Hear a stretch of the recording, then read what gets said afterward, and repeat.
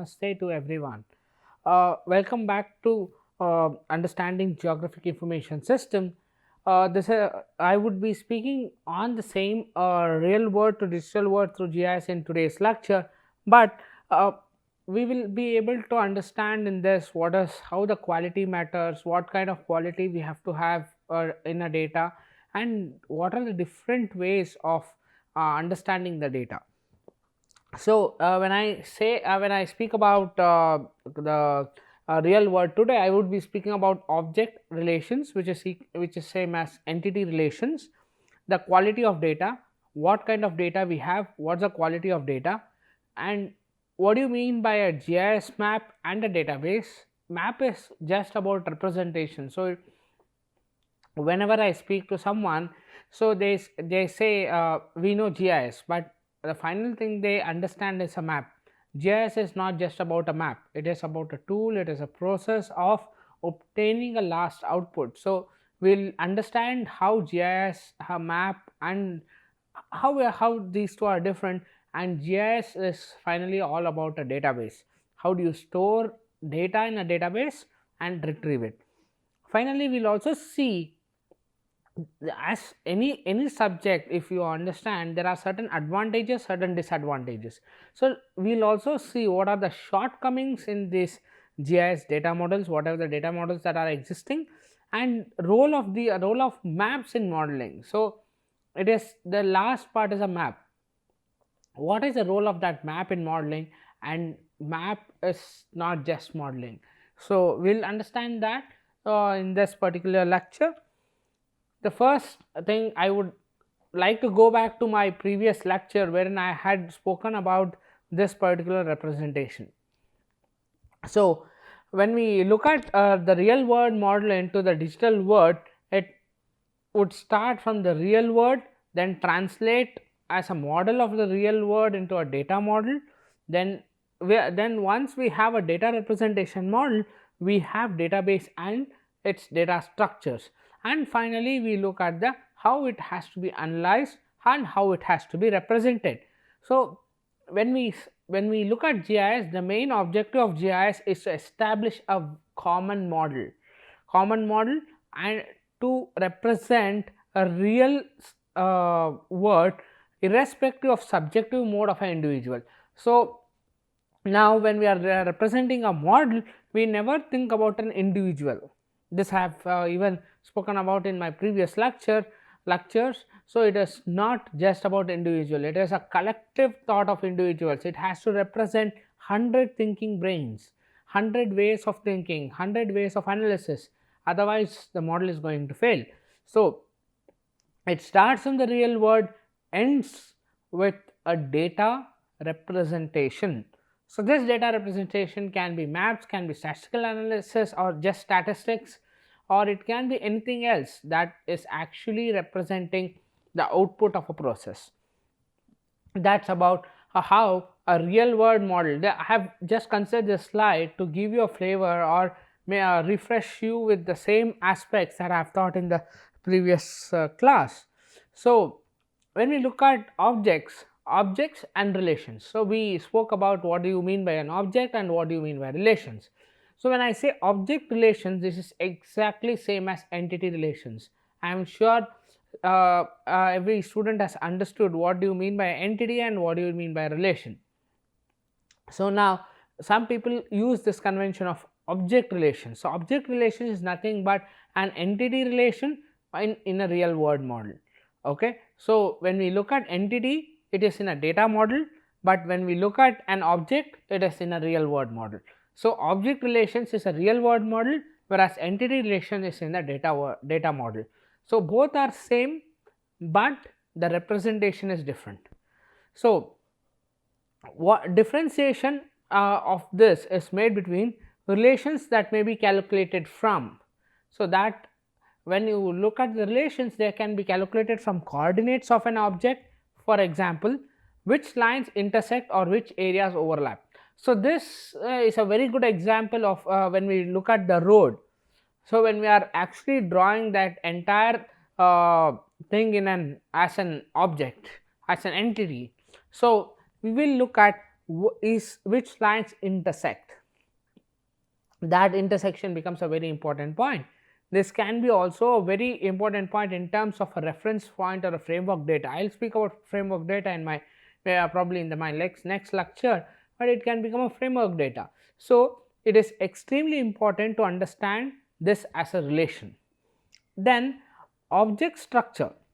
Again, when we say object structure is nothing but a relation, such as the beginning of it may be beginning and the end points of a line. For example, if I take the entire road structure, beginning of a road to end point of a road, that road, only that section. Okay. So, the lines that form a polygon or the location of polygons on either side of the line, that is very very important. I gave you an example of a church street in my previous class, wherein I explained how a particular road is there, there are number of sections and there is an intersection and there are huge number of polygons on both sides of the road which has to be captured. So, these are objects and the relationship, the way it interacts is nothing but a relationship. These objects are in the real world. So, when you convert it into a data model, they become entity, and this entity will also have the relationship as that of an object. So, now object relationship is equivalent to an entity relationship. That is how and real world model is now converted into a database model or a data model. Now, relations that must be entered as attributes. So, you have certain relations that has to be entered. For example, when you are putting out a division of a taluk into a township or levels of crossing of those that do not intersect. So, when you are giving a division of a taluk, so you have into a township, you have to give the certain details as attributes, how it has been divided, what is the area of that particular division, what is there are a lot of attributes that you can give. Similarly, when you are looking at the road, what are the levels of crossing that do not intersect. So, this is a very important database. For example, if you are looking at a Google map, there are so many roads which may not intersect, but when you draw a line segment, for example, you have a flyover, underneath the flyover there is an intersection. So, you have to showcase two line segments at least, wherein one line segment is representing a flyover which has no intersection, whereas other line segment which is actually representing the road which has intersection.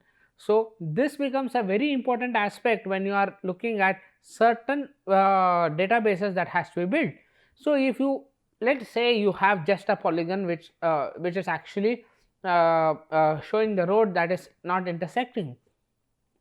Let us say someone wants to drive to that particular intersection, he or she will not be able to understand until they reach the top of that flyover that the intersection road should be reached from the underneath of the flyover. So, that is extremely important. That is why you should have certain attributes which are representing that. For example, the attribute here is the flyover, take a left or keep on your left, keep on your right. So, all of these becomes an attribute, and the flyover location, flyover starting, ending, all this becomes an attribute.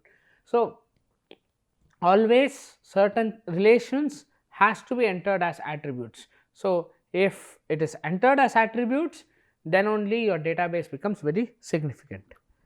Now, when we look at an object quality, so always your data, your output depends on the quality, whether it is an object quality or an entity quality.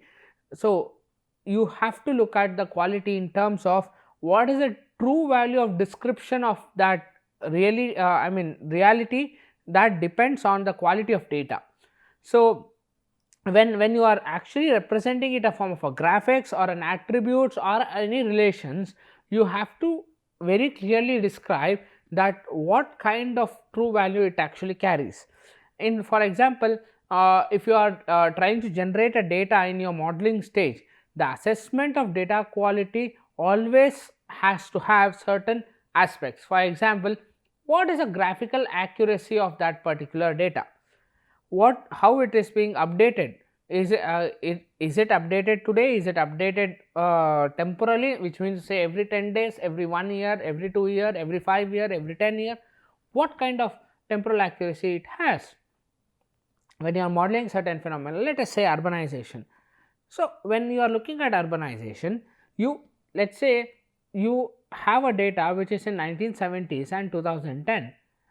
So you just look at two datas and you say, oh, this is the huge growth of urban area. So that cannot happen.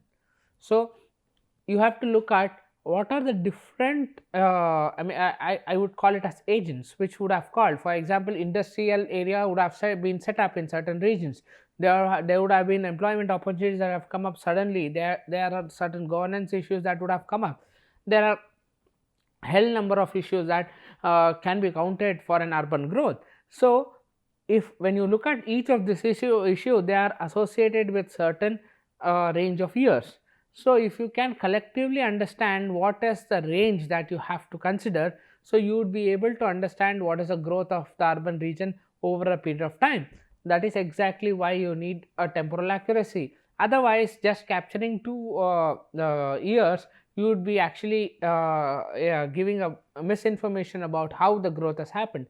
Let's say if there is, let me take a small example of any city. For example, if there is an industrial area set up in 1990s, then in 2000 it saw a boom of IT industries. Then in 2010 you may have, the same city you would have seen much big industries coming up and education institutes coming up, and by 2017 or 18 it has become a hub of both education institutions, economic hub, and also extremely culturally and a megapolitan basically. So when we are looking at this entire phenomena 1990, so I gave you in 2001, 2010 and 2017. So now if I have a data which is almost 6 years or 8 years or 10 years, that is capturing the entire phenomena of how the change would have happened, I would suggest if it is 6 to 8 years, when you are looking at the entire dates, so it would give you how the urban growth happened over a period of time. That is why it is very important. Now let us say if I am looking at just a pattern of growth, how the entire city is growing, then I may not need a data which is exactly at a building level, or even when I am seeing a footpath or even a car on the street. So I need a data which is giving overall representation of the city. So this is where resolution comes into effect. If someone is trying to understand what what is it may be the amount of space or the greenery that is there on the ground, it may be amount of space, pedestrian space that is there on the ground, or it is the maybe what is the distance that has to be calculated, or what is the height of a building, size of a building. In such cases you need to know the data that is to the building level, or to even to the level of pedestrian. So then you need a data which is which has very high details. So now resolution also becomes a very important part. How you capture a data, what kind of data you are having. You cannot just give urban data if you are trying to process very detailed resolution data in order to capture the urban area. It may not be possible because you need such high computing power also, and also it does need a very qualitative and sophisticated way of understanding. Otherwise it is not possible for understanding in most holistic way. So looking at what kind of data is needed, what resolution is needed, is extremely important. And extent of geographical coverage. So what is the size of the data that you need, what is the geographical coverage it needs, whether it is located only to whether you are trying to understand only the Kolkata part of the region, or whether you are looking at much bigger region wherein 5 districts of uh, the entire region is clubbed, and you are looking at a KMA part of it, or whether you are looking at a KMA and a buffer region of maybe 10 kilometer, 20 kilometer. So look at what geographical locations you are. So that tells you the accuracy, because that is the area that you will be looking at.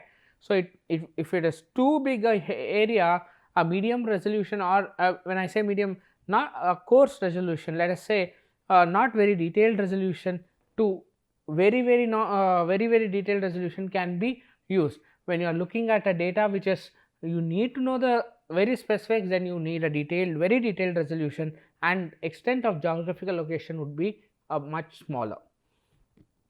Then logical consistency, so between geometry and attributes, that is extremely important. Then representation, so how do you represent a data, whether it is a discrete data, whether it is continuous data. I will come to this, what do you mean by a discrete data and what do you mean by continuous data.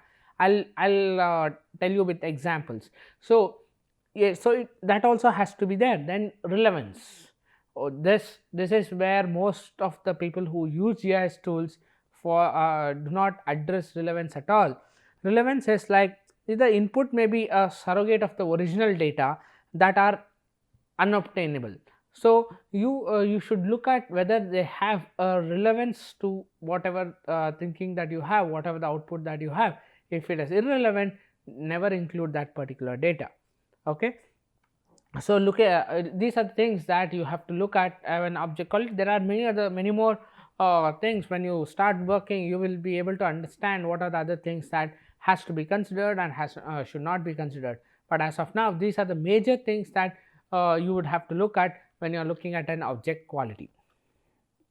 So, and when you look at object quality in trying to put up the data, so you need to look at the positional accuracy also, the attribute accuracy, the temporal accuracy, the logical consistency, and data completeness. So, when I say data completeness is what I am referring to this. Okay, I spoke about the dangles, the switchbacks, the knots, the loops, overshoots, undershoots. Okay, I'll also explain it with an example rather than explaining it here in the next slide. But just understand, these are some of those errors that you may find in your data models that you would have created. And additionally, overview elements are needed to be taken care of. For example, purpose, usage, and lineage. How the data has, when I say lineage, it is how the data has evolved over a period of time, what was the source and how it has evolved over a period of time. Okay. So, how do we look at from a database to a GIS map? A database need seldom to be made suit to a data model. So, you cannot have a database which doesn't suit a data model, it has to suit a data model. For the application as well as prepared data model is vital in determining the success of GIS applications that are involved. So, when you are looking at this, you have to look at suitable databases that have certain qualities. So, when I say suitable databases, for example, how the data is acquired and controlled. So, that is where the first thing comes, how you are acquiring the data at first. So, what is the source of the data? So, that is the first way of looking at the suitable database.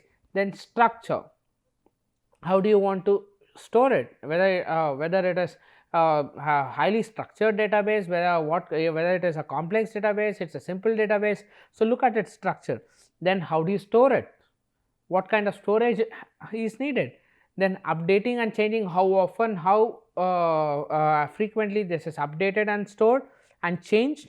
And managing, exporting, importing, what kind of management would happen, what is the exporting criteria, what is the importing criteria. All of this stuff has to be understood in a better way in order to suit or look at what kind of database. We will look at databases. So, when we are looking at database, you will understand why a particular database has been chosen for a particular purpose. Then you have processing. So, what kind of processing is needed, how it is needed, and if that processing is necessary for your particular purpose, or is that processing ever necessary for any user of that particular database. So, we have to look at that. Then retrieval and presentations, if you see many of the GIS models have huge number of ways of retrieval and presentations which are absolutely not necessary, but there are certain things that are absolutely necessary. So, maintaining that would be more suitable instead of having every way of representation and presentation. Then analysis and combinations. So, this is very subjective and used in how it has to be analyzed. Each user has his or her own way of analyzing it and combining the data. So, that is how, that depends on user, and probably it's not up to looking at for entire group of users. Now, as I said, every subject or every science has its own the shortcomings of how it has been used or the way it has been used. For example, let's consider entities. When we are looking at entities in a real world, if you look at it, the entire area, okay, entire area that is a carrier of information. Okay. For example, if a real word is considered, maybe let us say a building with the surrounding vegetation, a car parking area, etc. you have. So, entire area is nothing but information. Okay. It gives you an information. So, those are carriers of information. But when we look at the real world, we do not split the phenomena into different parts. For example, we do not say that this building is nothing but lines, this particular tree is nothing but a point. We never do that. We say it is a tree, this is a building. So, when you are when you are actually creating a drawing of it, it has the complete area is represented in a 3D. But when we are looking at the model, we represent each of this entity in its own ways. If it is a vector model, so we represent trees in the form of points, we represent roads in the form of lines, we represent probably the buildings in the form of a polygon. So, this is what is one of the shortcomings of a traditional GIS. We cannot really mimic the entire phenomena of a real world into a digital world, but it can be a representative factor in terms of a real world to a digital world. Okay. So, it is not exactly similar. Okay. Now, if we look at other aspect, for example, the what I have shown here. So, there are certain overlapping phenomena. Okay. So, when we are looking at this overlapping phenomena in the real world, it is entirely adapted to fit to that system. Okay. So, you have an overlapping area, you have for example, this is one of the land use. The ownership belongs to a certain place, and there is an existing land use that is already there, which means the planned land use, this is the only place where the ownership of this particular region of or maybe a person is available for developing this planned land use. So, now if this has to be represented in your database, so what happens is that this becomes one polygon, this becomes the second polygon, and this becomes a third polygon. So, now all these three are different layers that fit into the entire layer system. Okay. Then represented as map, and once it is represented as map, you overlay it and show it as one of those systems. But in a real world, it does not fit as different overlaid structures, but it is just a connected system. So, that is one of the drawback. And similarly, when we look at geographic phenomena, so when, as I said, geographic phenomena can be discrete, can be continuous. Okay. But when I say discrete phenomena, you will represent it in the form of a point, a line, and a polygon. But when you are looking at continuous phenomena, it may be a terrain surface, it may be a mathematical surf. So, when I say terrain surface, it is a raster, basically a raster. So, and when I say discrete, it is basically a vector model. So, there may exist in a real world with certain spaces which are difference between a discrete and a continuous, which are in between a discrete and continuous, or which may have characteristics of a discrete and a continuous. These are nothing but a fuzzy phenomena. So, this is where the data model's representation falls short. The fuzzy phenomena is extremely difficult to represent in a data model. So, that is one of the drawbacks of a traditional GIS way of looking at it. But with very recent literatures, people have overcome, they have looked at different sciences in understanding how they can use these fuzzy measures to represent both discrete and continuous together, has been developed maybe in last 2-3 years. So, another shortcoming of a traditional GIS model is uncertainty.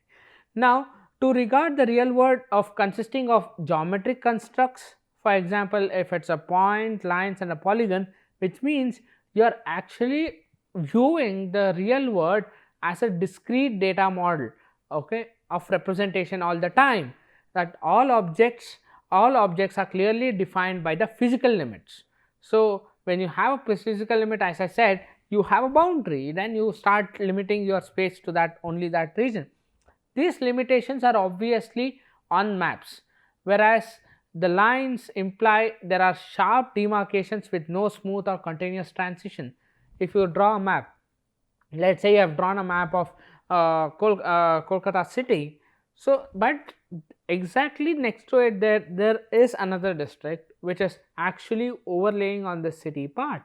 So, there it is a continuous phenomena, but what are you trying to do? If you are actually demarcating Kolkata city, you have a sharp demarcation between those two places, which actually makes it difficult to understand the continuous transition. It will be a discrete data all the time. The discrete data model not always suit the realities, as difficulties arise in depicting phenomena that has physical demarcations, such as it may be soil types. It is extremely difficult to demarcate soil types. Then population densities, prevailing temperature. So, if you have a ward, if you are trying to represent population density in a ward, then you can do it, but if you are not trying to represent a ward wise, and if you are trying to make it more smoother, so that the representation is much better, it may not be possible. Prevailing temperature is another big another good reason of how the representation may go wrong. There can be also uncertainties in absolute value to be retained, attribute value to be retained. So, these different attribute values also can have certain issues. So, when you are looking at generalization, it is the real world conceptual generalization in terms of concepts to the data model. Then we look at cartographic generalization, that is in the form of point, line and polygon, or different representative factors or different cartographic instruments, and finally put it on a map. So, that is how the conceptually it is generalized, the entire GIS part is generalized. So, with this generalization is what I spoke about the limitation in last 3-4 slides. So, when points, lines and polygons are selected as geometric representation of objects, they often results in generalization of a real world. A building can be represented by a point also as a polygon, and a road will be frequently represented as a central line and not the two or a 3 lane or a 4 lane road that is existing. It is just one line that will be represented. If you have seen in Google Earth, until unless you zoom in, you will not be able to find out whether it is a 2 line or a 3 line or a 4 line or a 6 line or 10 line. So, it is only represented by a single line. So, that is where the generalization happens. The need to divide objects into classes also results in generalization. Everyone who create a database always creates it in a form of a class. So, that objects dividing it into classes will create a huge generalization when you are actually looking at conceptual analysis. Thus, conceptual generalization is a method of handling uncertain elements, very uncertain elements, and further making the road, any of those data very uncertain. So, you have to keep this in mind. So, when you are looking at there are certain limitations, but it can be always looked away with it. And when you are looking at maps, as I said, they are good source in describing data, but they represent a particular model of the real world, and GIS should represent a real world and not maps depicted. Okay, as I said, GIS is a tool, it is a science. The science behind the tool should be representing the real world and not the maps. So, when we look at ferry routes, for example, that is what I have explained here. These are often shown in dotted lines on maps, whereas in a transport data models, they represent the route in a proper way as an integral part of contiguous road network. So, that is extremely important when you are representing a proper GIS model. So, as a but in a map it may not show it. So that is what I'm trying to give you an example. So GIS data and the map data are two different aspects. Map data is just an endpoint, whereas GIS has signs. So you have, when you look at the GIS data with the geographic information, then it will be much different from your map data. So always look at a map as a data source and not as a data model. It's only a source, or it is just a visualization aspect, not a data model. Okay, so people try to put in that map is always a data model. No, it's never a data model. It's just a source or an endpoint. You have a data model in between creation of a data to that. So when we look at the reality concept, so you have elevation value that for example to above ground objects such as towers, building, wells, all of these aspects. But when you are looking at the reality concept, the traditional models describes the unchanging reality. Okay, but your concept when you build up a GIS data should always consider the dynamic way of changing of any of the information on the earth's surface. So this is extremely important. So when you are actually building the models, have a understanding how the dynamic process happens. So if you can build a dynamic model which can actually input a real time data, then it becomes an efficient data model in terms of handling data, any kind of data. So it may not be a specific data, it can be any kind of data that can be handled. So to summarize this class, we looked at what do you mean by object relations or entity relations, and most importantly the quality, the data quality that was there and data quality that has to be there in terms of handling of data. We looked at shortcomings of GIS models as entities and fields. We looked at types of geographic phenomena, three types: discrete, continuous and fuzzy. How discrete and continuous is represented, whereas fuzzy is extremely difficult. We looked at uncertainty in data models in various ways. All these uncertainties has to be addressed when you are looking at the data model. So look at the data model in a much rather than looking at it in a traditional way, look at it in a holistic way. Many of these issues can be addressed when you are actually converting the data into a data model. Then you have generalization. So always when we are trying to create a model from the data, we create generalization of the particular data set. So first it is conceptual generalization, then we will look at cartographic generalization. So both of this has to be addressed in a proper way. So that becomes your limitations of your model. Then in the next class we will look at what are different GIS data types. Now until now we have understood the concepts of GIS. So we have not entered what GIS data types are there. I am always explaining you about what is a vector, what is a raster, etc. So now we'll get into that mode of understanding. So we'll smoothly transition into what do you mean by a vector, what do you mean by a raster, how it is represented, what are different models that are represented. So maybe in next few classes, maybe 4-5 classes, I will transition into that kind of modeling and types of data representation. So thank you very much. Let's meet in the next class.